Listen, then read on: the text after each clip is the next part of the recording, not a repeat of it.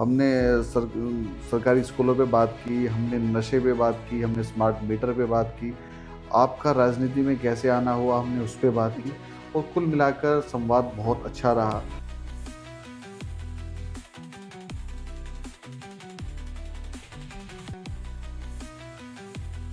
जब हौसला कर जाती है तो चींटी भी पहाड़ चढ़ जाती है। जब पतंग मन में ठान लेती है तो बादलों के पार जाती है। हवाओं का प्रतिरोध तय नहीं करता उसकी उड़ान, वो हौसला कर लेती है तो बस कर लेती है। माँ, बहन, बेटी का किरदार निभाने वाली में बड़ी शक्ति होती है। जब वो किसी चीज़ पे अड़ जाती है तो अड़ जाती है। नमस्ते भारत। आप सभी दर्शकों का पुनः स्वागत है आपके अपने YouTube चैनल संवाद की पॉडकास्ट सीरीज संवाद विद दीपक पवार। और आज हमारे साथ है एक ऐसी युवा शक्ति का विस्फोट, आयुषी टंडन, जिन्होंने अभी कुछ समय पूर्व पार्षद का चुनाव लड़ा और चुनाव भी ऐसा लड़ा कि नहीं लगा कि यह उनका प्रथम प्रयास है। क्योंकि जब मात्र शक्ति मन में कुछ ठान के आगे बढ़ती है तो वो फिर अद्भुत ही करती है। तो हमने उनके प्रयास को देखते हुए, सोशल मीडिया पे उनकी सक्रियता को देखते हुए हमने आयुषी जी से आग्रह किया कि आप संवाद के मंच पे आइए और जो जनता और जो मातृ शक्ति है उनको सबल देने का कार्य करें। तो आयुषी जी, आपका बहुत बहुत धन्यवाद और आभार हमारे आग्रह को स्वीकार करने के लिए और संवाद के पटल पर आने। आपने कुछ माह पूर्व जो चुनाव हुए थे, पार्षद मेयर के जो चुनाव थे, उसमें आपने पार्षद प्रत्याशी के तौर पर चुनाव लड़ा। जी बिल्कुल। निश्चित रूप से बहुत अच्छा चुनाव आपने लड़ा, बहुत सराहनीय चुनाव रहा। परिणाम पे नहीं जाएंगे, मैं बात करता हूँ तो मैं बात करता हूँ प्रयास की। प्रयास अद्भुत था, सराहनीय था। इसीलिए हमने आपसे आग्रह किया कि आप आइए। तो सबसे पहले जो मेरा सब अतिथियों से प्रश्न रहता है वो रहता है पृष्ठभूमि। तो पृष्ठभूमि नितांत आवश्यक हो जाती है ताकि मेरे दर्शक आपसे जुड़ सके। तो आप थोड़ा अपने पृष्ठभूमि के बारे में आप मुझे बताइए। दीपक भैया, आपका नमस्कार। मुझे संवाद में आमंत्रित करने के लिए। मैं बहुत ही मध्यवर्गीय परिवार से बिलोंग करती हूँ। ऐसा नहीं है कि बहुत मैं हाई फाई फैमिली से बिलोंग करती हूँ। मध्यवर्गीय परिवार के जो लोग, जो सदस्य हैं, वो किन परिस्थितियों से गुजरते हैं, वो चीज़ मैंने फील करी है, अपने ऊपर वो लागू हुई हैं। ऐसी दिक्कतों का सामना मैंने भी किया है। तो राजनीति का चुनाव आपने किया या राजनीति ने आपको अपने लिए चुना, या फिर आप किसी व्यक्ति विशेष से प्रभावित होकर राजनीति में आए? देखिए, जहाँ तक व्यक्ति विशेष की अगर मैं बात करूँ तो ज़रूर मैं अपने हस्बैंड से प्रेरित हुई हूँ राजनीति में चुनाव लड़ने के लिए। क्योंकि वो पिछले कई सालों से, लगभग 20-22 सालों से वो जनता के बीच में हैं, जनता की सेवा कर रहे हैं। तो उन्हीं से प्रेरित होते हुए मैंने चुनाव लड़ने का फ़ैसला किया। तो वो जनसेवक हैं। बिल्कुल। चलिए, तो जब आपने पहला चुनाव लड़ा, उसका आपका एक्सपीरियंस कैसा रहा? एक्सपीरियंस मेरा बहुत अच्छा था। वोट भले ही मुझे कम मिले, लेकिन उस बीच मुझे जनता का प्यार, आशीर्वाद बखूबी मिला। और ऐसा नहीं है कि चुनाव हुए, लोग हमें भूल गए या हम लोगों को भूल गए। आज भी लोग हमें उतना ही प्यार करते हैं जितना चुनाव के दौरान मुझे उनका प्यार और आशीर्वाद मिला। और आज भी हम जनता के बीच उसी तरीके से हैं जिस तरीके से मेरे पति पिछले 20 साल से जुड़ते आए हैं, और उसी तरीके से मैं भी जनता के लिए बीच में उनके साथ कनेक्ट हूँ। तो जब आपने चुनाव लड़ा और परिणाम इच्छित स्वरूप नहीं रहे, निश्चित रूप से जब हम कोई चुनाव लड़ते हैं तो हमारा प्रयास जीत रहता है। तो आपके मन में कहीं ऐसा नहीं आया कि ये चुनाव तो असफल हो गया, अब मुझे वापस अपने लाइफ में चले जाना चाहिए? क्योंकि उसके बाद मैं देख रहा हूँ चुनाव के बाद आपकी सक्रियता और बढ़ी है। परिणाम, जीत और हार तो एक ज़िंदगी का हिस्सा है। यदि आप कोई चुनाव लड़ रहे हैं तो निश्चित रूप से या तो आपकी हार होगी या आपकी जीत होगी। मतलब उतना आप पहले से निश्चित थे कि भाई कुछ बिल्कुल होगा? क्यों? उसका रीज़न ये है कि जनता ने जो हमें अपना भरपूर प्यार दिया है। क्योंकि जनता ही, जब आप चुनाव लड़ते हैं तो उस चुनाव की जो बीच की ताकत होती है वो जनता का प्यार और आशीर्वाद ही होता है। और उनके प्यार और आशीर्वाद ने ही मुझे आगे बढ़ने के लिए प्रेरित किया है। और ऐसा नहीं है कि चुनाव हम हार गए हैं तो हम आगे जनता से कनेक्ट नहीं रहेंगे। आगे भविष्य में और भी बहुत बड़ी चुनौतियां हमारे सामने और भी आएंगी, मौके हैं। और भी मौके आएंगे। ऐसी चुनौतियां अभी हमारे सामने आई हैं कि हम लोगों से प्रेरित हो रहे हैं। जनता हमें प्रेरित करिए कि आप आगे बढ़ो। अच्छा, चुनाव जो आपने लड़ा, जिन जनप्रतिनिधि के सामने आपने खड़े होने का हौसला किया, वो कई बार के जनप्रतिनिधि हैं।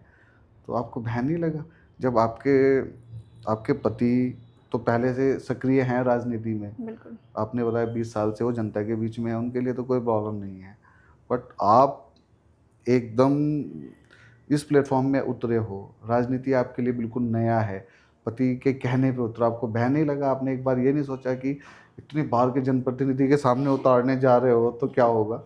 नहीं देखिए, भय लगने की बात तो इसमें कोई ऐसी बड़ी बड़ी बात है नहीं, क्योंकि मेरे जो सपोर्टिव है, मेरे बिहाइंड सपोर्टिव है, मेरे पति मेरे साथ खड़े थे। सबसे बड़ा सपोर्ट होता है आपके पार्टनर का, और पार्टनर के सपोर्ट के साथ साथ आपका जो सपोर्ट है वो सही के लिए सपोर्ट है। हमने कभी गलत के लिए कोई काम किया नहीं है, और ना ही हमने कभी गलत के विरुद्ध कोई जाकर काम किया तो है। चुनाव के दौरान आपको प्रतिरोध मिले या ये सब सरल सहज भाव में हो गया? नहीं, ऐसा ही चीज़ नहीं है। जब आप किसी युद्ध में, चुनाव एक तरीके से युद्ध ही तो हाँ, है। हाँ, जब आप निश्चित किसी रूप युद्ध से। में जाते हो तो कई चीज़ें आपको आपके विरुद्ध भी मिलेगी और आपके पक्ष में भी मिलेगी। तो ज़्यादा से ज़्यादा अगर मुझे जो इस चुनाव में फ़ील हुआ, वोट कम मिले, वोट कम मिलने के कारण बहुत ऐसे कई कारण थे जो मैं यहाँ नहीं बता पाऊँगी, लेकिन उस बीच मुझे जनता का प्यार ज़्यादा मिला। अगर मैं विरुद्ध की बात करूँ तो विरुद्ध तो मेरे जितने लोग मुझे प्यार करने वाले थे उससे कहीं मतलब कंपैरिजन नहीं है, कि बहुत कम लोग थे जो हमारे विरुद्ध में थे। अच्छा, हाँ तो ठीक है। ये तो प्रथम प्रयास था, बिल्कुल। और ऐसा है भी नहीं ज़रूरी कि आप प्रथम प्रयास में ही जो है टॉपर हो जाए। तो ये तो एक सीखने की प्रक्रिया है, और पहली बार में ही अगर सामने वाला कैंडिडेट को अच्छा मिल जाए ना तो ठीक रहता है। अरे अब पिछली बार तो उसको देख लिया था, अब ये छोटा मोटा इसको क्या, इसको और भी निपटा ही, ऐसे कई मौके आएंगे अभी हमारे इसको तो पास। और भी निपटा देंगे, चलो कोई बात नहीं। उसके अलावा शासन प्रशासन की चीज़ों से आप बड़ा भिन्नता रखते हैं, एक विरोधाभास मुझे नज़र आता है आपकी पोस्ट में कई बार। अभी हम बात करेंगे, कुछ समय पूर्व में भी शायद अभी भी चल रहा हो, एक मेला चल रहा था जी। और मेले पे टिकट रखा गया, कुछ 50, 100, 200 रुपये जो भी रहा होगा, उस पर मैंने आपकी पोस्ट देखी। उस टिकट से आपको क्या प्रॉब्लम है?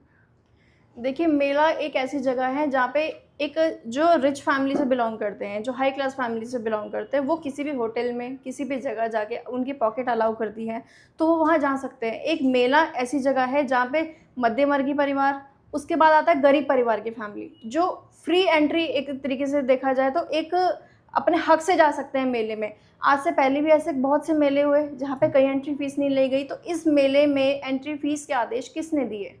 क्यों इस मेले में एंट्री फ़ीस ली जा रही है? और यदि किसी मध्यवर्गीय परिवार को या गरीब परिवार को वहाँ जाना है, तो उसे जाने से पहले वहाँ सोच विचार करना पड़ेगा। क्यों? ऐसा क्यों? पहले यहाँ पे एंट्री फ़ीस 50 रुपये रखी गई। हम जनता में कुछ बहुत से लोगों ने, जिसमें मैं भी शामिल थी, हमने भी विरोध किया। वो विरोध के बाद वो टिकट 20 रुपये कर दी गई। उसके बाद by one get one free कर दी गई। इसका मतलब वहाँ मनमानी चल रही है एक तरीके की, किसी का आदेश नहीं था कि यहाँ पे हम मेले में टिकट की एंट्रीज़ ली जाएँगी। तो ऐसा क्यों है? मेले जैसे आयोजन जो हैं ये आम आदमी के लिए होते हैं, और निश्चित रूप से अगर इसमें इस तरह के शुल्क लगा दिए जाएंगे तो कहीं ना कहीं, मैं आपकी बात से जो समझ पा रहा हूँ, हम कहीं ना कहीं समाज को बांटने का काम कर रहे हैं। बिल्कुल हम एक बांटने का काम कैटेगरी कर रहे हैं। बनाने का काम कर रहे हैं कि आप आइए, आपकी पॉकेट अलाउ करती है तो आप मेले में आ सकते हैं। एक गरीब परिवार का व्यक्ति जिसकी आय ही कम है तो उसको भी अधिकार उसको होना मेले चाहिए। जैसी तो जगह में भी जाने से पहले सोच विचार ये करना अच्छी पड़ेगा। सोच है, ये अच्छी सोच है क्योंकि मैं आपकी। भी मध्यवर्गीय परिवार से हूँ, और बचपन से ऐसे कई मेले हमने अटेंड किए हैं। कई मेलों में हम भी जाते थे, तो वहाँ पे कभी एंट्री फ़ीस नहीं ली गई।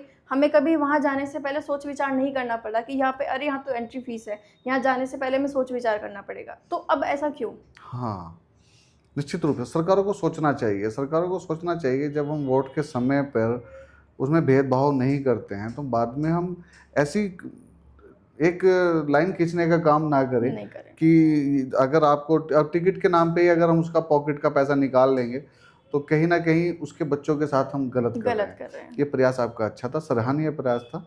और एक अस्पताल का भी कुछ चल रहा था, एक पोस्ट अस्पताल को लेके आपके, मुझे उसके बारे में पूरी जानकारी नहीं है, वो जानकारी आप देंगे?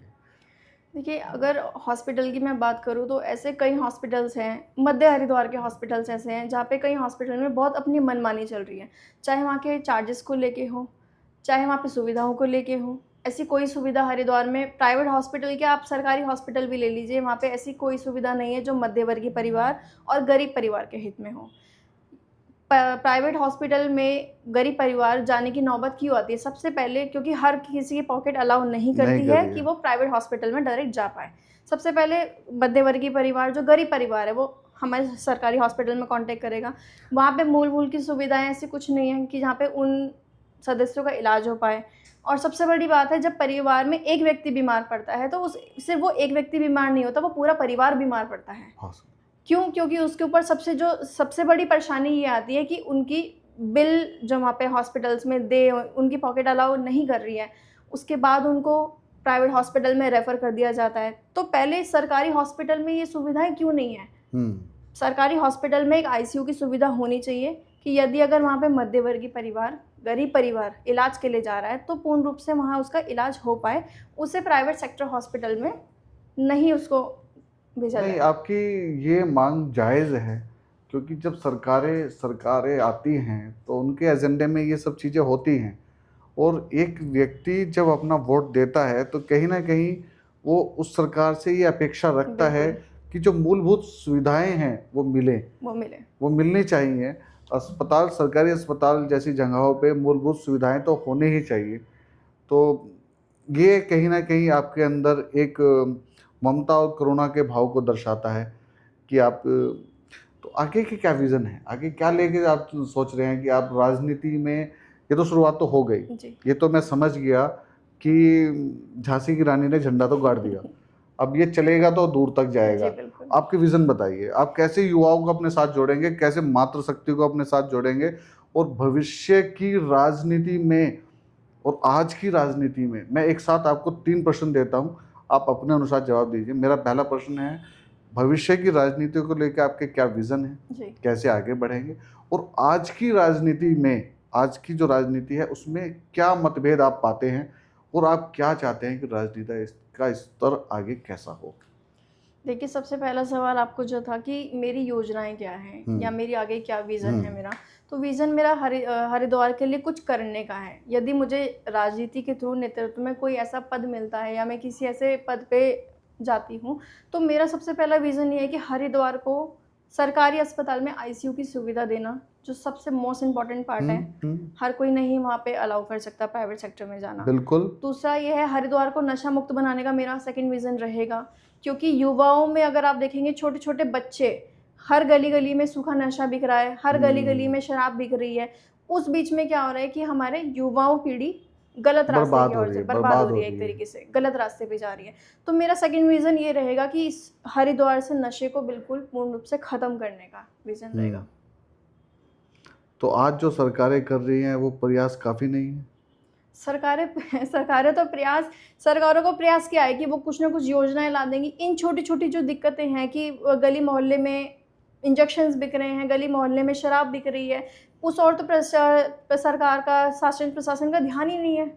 तो सबसे जो स्थिति खराब होनी शुरू ही हो रही है वो हमारे खुद के गली मोहल्ले से ही हो रही है। तो सबसे पहले अगर ध्यान देना ही है तो अपने गली मोहल्ले से उसको ठीक करने का प्रयास, वहाँ से शुरुआत करनी। तो योजनाएं तो बहुत दूर की हो गई, जब तक पीढ़ी बचेगी, जब तक पीढ़ी सही रहेगी तभी तो उन योजनाओं का लाभ ले पाएगी।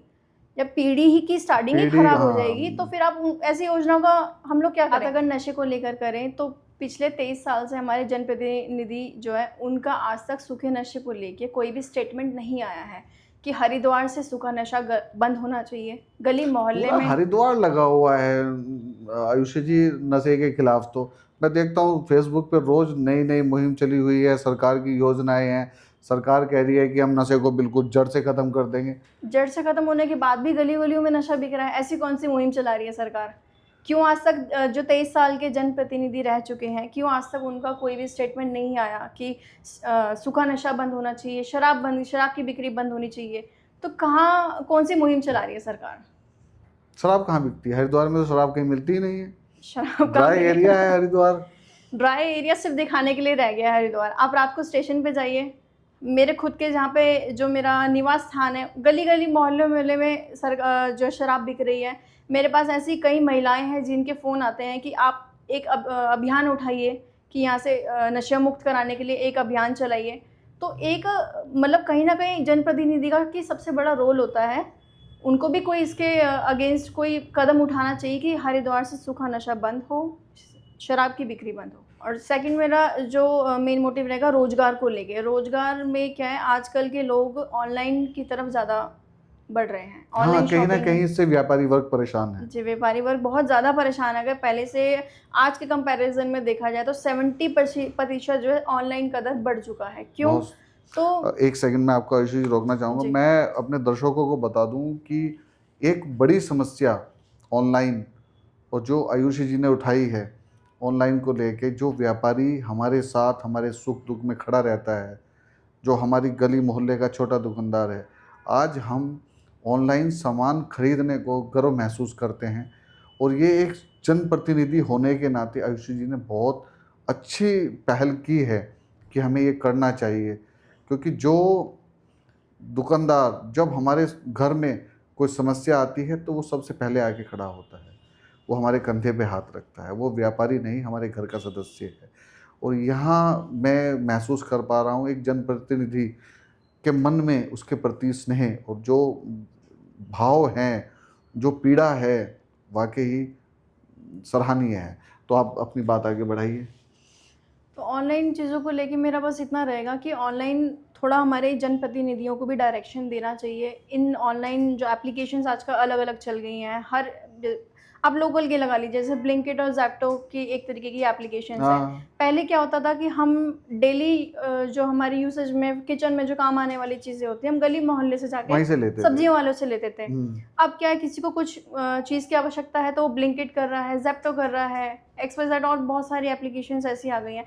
तो उससे कहीं न कहीं हमारे जो गली मोहल्ले में व्यापारी हैं, उनके काम पे बहुत इफ़ेक्ट पड़ रहा है। काम पे भी इफ़ेक्ट पड़ रहा है और कहीं न कहीं जो मैं एक चीज़ जो महसूस कर पा रहा हूँ, इन सब चीज़ों से बढ़ने से कहीं न कहीं हमारी सुरक्षा पे भी एक प्रश्न चिन्ह है। बिल्कुल, अगर कोई महिला घर में अकेली है और हम ऑर्डर करते हैं, तो सामने वाला जो व्यक्ति सप्लाई लेके आ रहा है, आप उसके भाव को कैसे जानेंगे?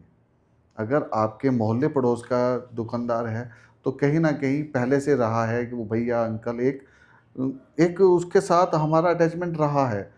तो पहले भी ये चीज़ होती रही है, तो हम बोलते थे, भई उनको फ़ोन कर दो तो सामान आ जाएगा। वहाँ सुरक्षा का भाव था। कहीं कहीं न कहीं महिलाओं को की सुरक्षाओं को लेके भी ये प्रश्न चिन्ह खड़ा करने वाला है, क्योंकि मैं देख रहा हूँ कि रात को 10-10, 11 बजे तक भी ज़ेप्टो और ये ब्लिंकिट और ये सब फैसिलिटीज़ वाले घूमते रहते हैं। तो बहुत अच्छा प्रश्न आयुषी जी ने उठाया है। सरकारों को इस बारे में सोचना चाहिए, हमारे व्यापारियों के बारे में सोचना चाहिए, हमारी महिला शक्ति की सुरक्षा के बारे में भी सोचना चाहिए। तो बात करें अगर अभी रोज़गार की, तो रोज़गार को लेके हमारे हरिद्वार के व्यापारी या ऑल ओवर हरिद्वार के व्यापारी बहुत ज़्यादा परेशान हैं। क्यों हमारा व्यापार हरिद्वार को छोड़ के ऋषिकेश की तरफ ज़्यादा बढ़ रहा है? क्या कभी जनप्रतिनिधियों ने इस ओर ध्यान दिया? क्या कभी जनप्रतिनिधियों ने व्यापारियों की समस्या, जो उनकी दुविधा उनके मन में चल रही है व्यापार को लेके, वो समझने की कोशिश करी, वो सुनने की कोशिश करी? क्या वो चुनाव के बीच से वोट लेने के लिए आते हैं? उसके बाद व्यापारियों को भूल जाते हैं कि व्यापारी कहाँ है, व्यापारी क्यों परेशान हो रहा है हमारा, या व्यापारी किस उत्पीड़न से उस चीज़ को फेस कर रहा है अभी।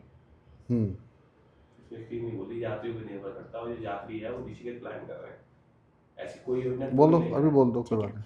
हमारे हरिद्वार का रोज़गार जो है, वो यात्रियों पे निर्भर करता है, और हरिद्वार का व्यापार जो अभी हमारा डाइवर्ट हो रहा है, वो ऋषिकेश की तरफ डाइवर्ट हो रहा है। जनप्रतिनिधि ने इस तरफ आवाज़ उठाने की कोशिश करें अगर व्यापार की, तो हरिद्वार का व्यापार जो है, वो यात्रियों पर निर्भर करता है। हाँ, और निश्चित कहीं रूप न से। कहीं हरिद्वार में जो यात्री ने तो परसेंटेज बहुत कम हो गई है, तो हरिद्वार के यात्री अब ऋषिकेश की ओर डाइवर्ट हो रहे हैं।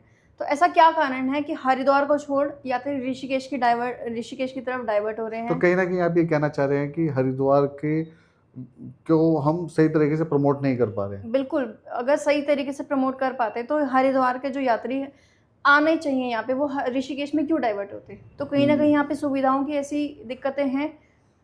तो किस तरह की सुविधाएँ आप चाहती हैं कि यात्रियों को लेके क्या क्या सौंदर्यीकरण की कुछ समस्याएँ हैं? सफाई व्यवस्था हो गई आपकी, यात्रियों को मैनेजमेंट की समस्या हो गई है। यात्री अगर यहाँ पे आता है तो उसको मैनेज करने के लिए कोई शासन प्रशासन एक्टिव नहीं है, कोई जनप्रतिनिधि इस पे बात नहीं करना चाहता है। तो ऐसा क्यों? और सबसे बड़ी चीज़, हरिद्वार में जब यात्री एंट्रेंस करता है, तो एंट्रेंस पे कोई मार्गदर्शन नहीं है कि आप हरिद्वार में, या एंट्रेंस का कोई वहाँ बोर्ड लगा हो।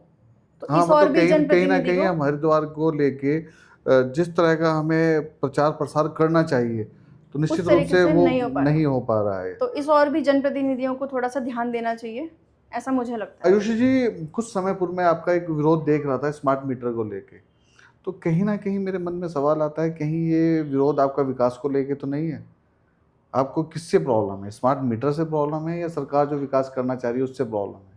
देखिए, हमें सरकार के विकास से प्रॉब्लम नहीं है, हमें एक्चुअली जो प्रॉब्लम है वो कहीं ना कहीं स्मार्ट मीटर से ही है। तो स्मार्ट मीटर्स में क्या प्रॉब्लम है? स्मार्ट मीटर लगने के बाद अगर आप देखेंगे तो उसके जो बिल की अमाउंट जो आ रही है वो बहुत हाई क्वांटिटी में आ रही है। तो अच्छा। वो अभी जो करंटली हमारे घर में डिजिटल मीटर लगे हुए हैं वो स्मार्ट मीटर से अगर हम कंपेयर करें तो उसके बिल कहीं ज़्यादा है, और कहीं ना कहीं वो मध्यम वर्गीय परिवार, एक रिच फैमिली उसको शेप में भी अफोर्ड कर सकते हैं, लेकिन एक मध्य वर्गीय परिवार और गरीब परिवार, कायदे से अगर इस देखा जाए तो ये सुविधा सभी के ऊपर लागू होगी, ऐसा नहीं है। तो आयुषी जी, मैं आपके यहाँ पे एक प्रश्न को से थोड़ा सा, रिच परिवार और मध्यम परिवार कुछ नहीं होता है किसी भी सरकार के लिए। कल आपको कोई दायित्व मिलता है और आप सरकार का कुछ हिस्सा बनती हैं, जी। तो आपकी जो जो आपकी सुविधाएं हैं, क्या उनके मापदंड ये रहेंगे कि रिच परिवार के लिए स्मार्ट मीटर दे दो, नीचे वाले को डिजिटल दे दो और इससे कम वाले को फ्री कर दो, या सबके लिए इक्वल रहेगा? देखिए, सबके लिए अगर सरकार कोई सुविधा लाई है तो जाहिर सी चीज़ है वो सबके लिए इक्वल सबके ही लिए रहेगी। एक ही रहनी लेकिन चाहिए। मेरा सिर्फ उद्देश्य इतना है कि अगर सरकार कोई योजना लेके आ रही है तो वो सबके हित में रहकर सोची जाए।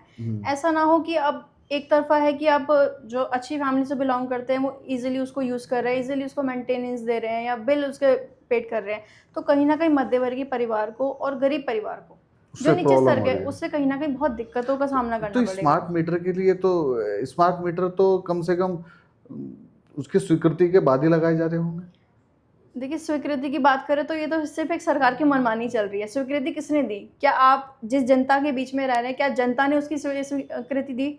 क्या उसके लिए जनता तैयार है? आप देखेंगे तो सोशल मीडिया पे ऐसे कई लोग मेरे नॉन में भी हैं जिन्होंने विरोध किया है स्मार्ट मीटर का। तो जब जनता ही तैयार नहीं है तो आपकी कहीं एक ऐसा माहौल तैयार हो जा रहा है कि हम अगर किसी नीति का विरोध करते हैं सरकार की, तो कहीं ना कहीं हम राष्ट्र विरोधी कहलाए जाने लगे हैं। तो हमें सरकार की नीतियों को समझना भी पड़ेगा। बिल्कुल, मे बी अगर हाँ उसमें कुछ ऐसा है जो जनता के हित में नहीं है, तो उसका विरोध होना चाहिए। क्योंकि बिल्कुल होना चाहिए। विरोध होना, मैं अपनी भाषा में अगर बात करूं तो करना जीवित होने का प्रमाण है। जैसा कि आपने अगर हमने या महात्मा गांधी जी ने अंग्रेजों के का विरोध नहीं किया होता, तो हम और आप आज बैठ के यहाँ पॉडकास्ट नहीं कर रहे बिल्कुल, होते। आज की परिस्थितियाँ बहुत भिन्न होती।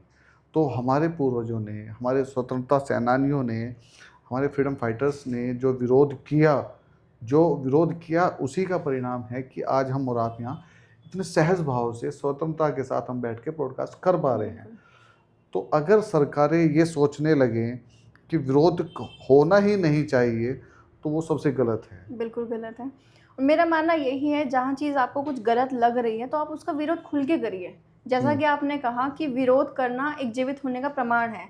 इसी को लेके अभी कुछ दिन पहले मैंने पोस्ट भी डाली थी कि अगर आप विरोध करना नहीं जानते, आपको विरोध करना ही नहीं आता या बिल्कुल आप मौन होके बैठ जाएंगे, तो मेरे नज़रिए से तो आप बिल्कुल, तो विरोध जहाँ आपको गलत लगे उस चीज़ का विरोध करें, खुल के करें। सरकार को ऐसा नहीं है कि सरकार योजना ला रही है तो सरकार को बिल्कुल ही अपनी मनमानी करने का हक है। दोनों चीज़ें निश्चित रूप से होनी चाहिए। सिर्फ विरोध की बात नहीं करेंगे, मैं बात करूंगा सराहना की भी। आप पक्ष में हो या विपक्ष में हो, आप सरकार के साथ हो या सरकार के विपक्ष में हो, पर सरकार की अच्छी योजनाओं को भी हमें सराहना भी करनी चाहिए। तो मेरा आपसे ये आग्रह रहेगा कि अगर सरकार की कुछ योजनाएं अच्छी हों तो आप उस पर भी प्रखरता से बात करें, उसके साथ भी जनता के साथ संवाद करें, उसके साथ उसको जोड़ने का भी आप कार्य करें। क्योंकि सरकार किसी एक व्यक्ति की नहीं है, सरकार जनता की है। और ये लोकतांत्रिक व्यवस्था है, हमारे द्वारा चुनी हुई सरकार है। और इस सरकार में मैं हमेशा बोलता हूँ कि राजा जो है वो सरकार नहीं है, हम हैं। जो प्रजातंत्र है ये प्रजातंत्र है। हम जो वोटर हैं, हम सरकार बनाते हैं, तो हमारे पास पूर्ण अधिकार है। लोकतंत्र में इसको बोलते हैं अभिव्यक्ति की आज़ादी। हमारे को ये आज़ादी हमारा संविधान देता है कि हम प्रखरता से अपनी बात रख सकें, हम अपना सवाल पूछ सकें। और ये सवाल जनप्रतिनिधि नहीं, चाहे छोटे से छोटे प्रतिनिधि की बात करने को छोड़ो, मैं बात करूंगा माननीय प्रधानमंत्री नरेंद्र मोदी जी अगर मुझे उनसे भी कोई सवाल करना है तो मेरा लोकतंत्र मुझे इसकी इजाज़त देता है। पर अभिव्यक्ति की आज़ादी के नाम पे हम कुछ ऐसा ना करें कि वो किसी का या राष्ट्र की या किसी पद प्रतिष्ठा की गरिमा को खंडित करे, हमें उससे बचना होगा। तो जहाँ तक बात है स्मार्ट मीटर की, तो स्मार्ट मीटर एक प्रीपेड की तरह काम करता है। अच्छा जितना आप उसमें पैसा डालेंगे उतनी ही वो आपको सुविधा देगा। अच्छा, मतलब जितना का रिचार्ज किया उतना चलेगा, जितने उसके का बाद कट। रिचार्ज, बिल्कुल, उसके बाद कट। तो कहीं ना कहीं ये चीज़ मैंने हरिद्वार के व्यापारियों के हित में रहकर सोची है, और तभी हम इसका विरोध कर रहे हैं। क्योंकि हरिद्वार जो डिपेंड है वो 6 महीने के मेले के ऊपर डिपेंड है। निश्चित रूप से 6 महीने का मेला ख़त्म, उसके बाद वहाँ बिल्कुल सब कुछ ठंडा हो जाता है। तो उसके बाद व्यापारी जो अपने बिल, अगर स्मार्ट मीटर की बात करें तो अपने बिल वो कहाँ से भरेगा? क्योंकि जहाँ तक रिचार्ज किया वहाँ तक हमें सुविधा मिली, उसके बाद वो कट आउट हो जाएगा। हाँ, कई बार क्या होता है, हम बिल देने में देरी भी हो जाती है। देरी भी हो जाती है। 1-2 महीने नहीं हुआ, चलो 1-2 महीने बाद हमारे पास काम हुआ तो हमने तब ऐसा कर दिया। व्यापार है, और जो लोग वर्किंग है, जो सिर्फ सैलरी पर डिपेंड है, कई बार ऐसा कुछ हमारे मंथली एक्सपेंसेस होती है, तो कुछ खर्चों के लिए हम या इन चीज़ों के लिए नहीं बचत हो पाती है। तो क्या वो तब तक व्यापारी और जो हमारे हरिद्वार के मध्यम वर्गीय परिवार के लोग हैं, क्या वो अंधेरे में रहेंगे? इस चीज़ को लेके ही मैंने इसका विरोध किया है। अच्छा है, ये मैं निश्चित रूप से आपका इसमें समर्थन करूंगा कि वाकई हमारा हरिद्वार जो है वो मेले पे निर्भर करता है, तो यहाँ पे रोजगार के अवसर पूरे 12 महीने नहीं है 12 और महीने कहीं ना कहीं देर सवेर होती ही है, क्योंकि एक आम आदमी को हमेशा अपने पैसे को मैनेज करना रहता ही है। बिल्कुल। सबकी स्थितियाँ एक जैसी नहीं है, आज बच्चे की फीस जमा करनी है इस महीने नहीं, चलो बिजली का अगले महीने ऐसी कर बहुत देंगे। सारी चीज़ें तो हैं। ये यहाँ तक मैंने नहीं सोचूंगा, और मैंने नहीं यहाँ तक सोचा था। आपका धन्यवाद ये बताने के लिए कि ये एक इसके परिणाम गंभीर हो सकते हैं। जी बिल्कुल। तो सरकारों को इसके बारे में सोचना चाहिए, सोच विचार करना चाहिए, व्यापारियों के हित में रख के, मिडिल क्लास फैमिली को हित में रख के। तो इन सभी योजना है तो सभी के लिए और सभी के हित में रह के सोचना चाहिए। बिल्कुल। आयुषी जी, मैं एक चीज़ लगातार पॉडकास्ट के मैं नोटिस कर रहा था कि जब भी आप बात कर रहे हो तो मध्यम वर्गीय ये शब्द आपने बहुत टाइम, मतलब बहुत समय बार बार आपने ये शब्द यूज़ किया, तो क्यों मध्यम वर्गीय परिवार को लेकर आप इतना क्यों सोच रहे हो? देखिए, मध्य वर्गीय परिवार को लेके मेरा हित मैं इसलिए हूँ क्योंकि मैं भी एक मध्य वर्गीय परिवार से ही बिलोंग करती हूँ। क्योंकि मध्य वर्गीय परिवार को अपने बच्चों को पढ़ाई में, लिखाई में, उनके रोजगार के लिए, क्योंकि सबसे पहला स्टेप होता है हम बच्चे की पढ़ाई का। आजकल आप देखेंगे कि प्राइवेट जो हमारे स्कूल्स हैं वहाँ पे मनमानी चल रही है किताबों को लेके, प्राइवेट स्कूलों की फ़ीस को लेके। वो हर मध्य वर्गीय परिवार अफोर्ड नहीं कर सकता है, क्योंकि मेरे भी जीवन में ऐसी समस्या आई है कि मुझे तो हम अपने पढ़ाते क्यों हैं फिर? हम सरकारी में क्यों नहीं पढ़ाते? सरकारी, आप बताइए, हरिद्वार में सरकार ने ऐसा कौन सा सरकारी स्कूल ओपन किया है मध्य वर्गीय गरीब परिवार के लिए जहाँ अब उनके बच्चे एक अच्छी शिक्षा ले पाएँ? ऐसा कौन सा स्कूल दिया है सरकार ने? सोचने तो का सरकार को एक मध्य वर्गीय परिवार के लिए सोचना चाहिए जहाँ पे उनके बच्चे एक अच्छी शिक्षा ले पाए, क्योंकि बच्चे का पहला ही स्टेप है शिक्षा। जब वो वहाँ से ही मजबूत बनेगा तभी तो वो आगे बढ़ेगा। क्योंकि मैंने भी ये चीज़ फेस करी है, प्राइवेट सेक्टर के स्कूलों में अपनी बखूबी मनमानी चल रही है। वहाँ पे हर कोई फैमिली नहीं उनका बजट एग्री करता अलाउ है, करता है, बजट अलाउ करता है, सही बात बजट है। नहीं अलाउ करता और फिर उनका। भी एज ए पेरेंट्स ये रहता ही है सबका कि हम अपने बच्चे को उच्च शिक्षा दें। तो वो कहीं तो ना कहीं हर यही है पेरेंट्स कि का सरकारी रहेगा। तंत्र में जो सरकारी व्यवस्थाएं हैं उसमें अगर उस तरह की फैसिलिटीज़ हमें मिल जाए तो एक मध्यम वर्गीय भी चाहेगा। ऐसा नहीं है कि वो भी चाहता है कि मैं वहाँ पे पढ़ा सकूँ। बिल्कुल। तो कहीं ना कहीं ये अच्छा प्रश्न था आपका कि हमें उस तरह की फैसिलिटीज़ देनी चाहिए। जब हम बात करते हैं, क्योंकि कई बार एक प्रश्न ये आता है और बड़ी रूढ़ता के साथ कई बार प्राइवेट स्कूल्स में मैंने सुना है कि बोल देते हैं फिर यहाँ पे पढ़ाना क्यों है, पढ़ाना क्यों है, और ड्यूरिंग एग्जाम्स उनके बच्चों के एग्जाम्स में बैठने से मना कर दिया जाता है। देते हैं। कहीं ना कहीं वो बच्चा कितना हीन भावना से ग्रसित होता है वहाँ पे, हीन भावना से ग्रसित होता है। दूसरा, हमारा बच्चा टैलेंटेड है और इस चीज़ का जो इफेक्ट पड़ता है कहीं ना कहीं वो हमारे बच्चे के मानसिक रूप से उसको डिमोटिवेट करता है। तो उसमें कहीं ना कहीं पेरेंट्स के लिए, माँ बाप के लिए सोचना चाहिए, उन परिवारों के लिए सोचना चाहिए कि वो अपने बच्चों को एक अच्छी शिक्षा दे पाएँ, उनके लिए सरकारी स्कूल अच्छे खोले जाएँ। तो मेरा मोटिव तो यही रहेगा। चलिए आयुषी जी, आज हमने बहुत सारे मुद्दों पे बात की आपके साथ, बहुत अच्छा संवाद रहा। हमने सरकारी स्कूलों पे बात की, हमने नशे पे बात की, हमने स्मार्ट मीटर पे बात की, आपका राजनीति में कैसे आना हुआ हमने उस पर बात की, और कुल मिलाकर संवाद बहुत अच्छा रहा। बस मेरे तरफ से तो ये है कि मेरी ओर से और संवाद की ओर से आपको आपके भविष्य के लिए अग्रिम शुभकामनाएं। मैं चाहूँगा कि आप जैसे जनप्रतिनिधि और आएँ, क्योंकि जब युवा राजनीति में आएंगे, और युवाओं में भी मैं बात कर रहा हूँ मातृशक्ति की भागीदारी।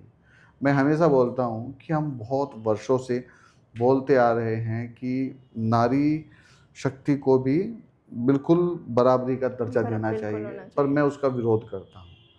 मैं कहीं नहीं मानता कि नारी शक्ति को बराबरी का दर्जा देना चाहिए। मैं मानता हूँ कि हमें नारी शक्ति को आगे करना होगा। वो माँ है, वो जननी है, वो बहन है, वो बेटी है। तो कहीं न कहीं जब सृष्टि पे पुरुष का निर्माण हुआ, तो उससे पहले माँ शक्ति का निर्माण हुआ। तो अब समय है कि हमें कहना होगा कि पहले आप। जी। तब ये राष्ट्र एक अलग दिशा की ओर जाएगा। और आज नारी शक्ति अद्भुत पराक्रम और साहस हमें देखने को मिल रहा है। अभी कुछ समय पूर्व हमने मिशन सिंदूर के दौरान देखा कि नारी शक्तियों ने अपने साहस का परचम लहराया, और नारी शक्ति की भागीदारी काफ़ी समय से राजनीति में भी बढ़ती जा रही है, और निश्चित रूप से ये बढ़नी भी चाहिए। क्योंकि जब एक नारी शक्ति सोचती है तो वो उसके जो मन के भाव हैं, उसके अंदर जो वात्सल्य है, उस वात्सल्य से वो सोचती है, वो करुणा भाव से सोचती है। वो जब बात करती है मध्यम वर्गीय, तो वो याद करती है अपने पूरे जीवन के वृतांत को, जो मध्यम वर्गीय होने के दौरान उसने महसूस किया है। कहीं न कहीं पिता की जेब में कम पड़ते हुए सिक्के, कहीं न कहीं फ़ीस समय पे ना जा पाना, और उस दौरान जब आती है इस तरह की योजनाएँ, स्मार्ट मीटर की, प्रीपेड में पैसे डालो तो ही चलेगा, तब आयुषी टंडन जैसी मातृशक्तियाँ जो भविष्य में देखती हैं कि हमें आगे आने का मौका मिले, तो निश्चित रूप से सरकारों को और जिन संगठनों के साथ आप जुड़ी हुई हैं, मेरा ये प्रयास है रहेगा, और मेरा ये उनसे आग्रह रहेगा कि निश्चित रूप से आप मातृशक्तियों को आगे बढ़ने का मौका दें। और ये मैं हमेशा बोलता हूँ, जो बेटियाँ हैं वो बेल जैसी होती हैं, इनको ज़रा सा सहारा दो तो ये आगे बढ़ जाती हैं। तो बहुत सुंदर संवाद रहा आज आयुषी टंडन जी के साथ हमारा। तो इसी के साथ, जैसे मैं अक्सर बोलता हूँ कि आप जुड़े रहिए पॉजिटिव विचारों के साथ, और अपने बच्चों को जोड़ कर रखिए संस्कारों के साथ। मिलते हैं अगले पॉडकास्ट में किसी एक नए अतिथि के साथ। तब तक के लिए नमस्ते भारत।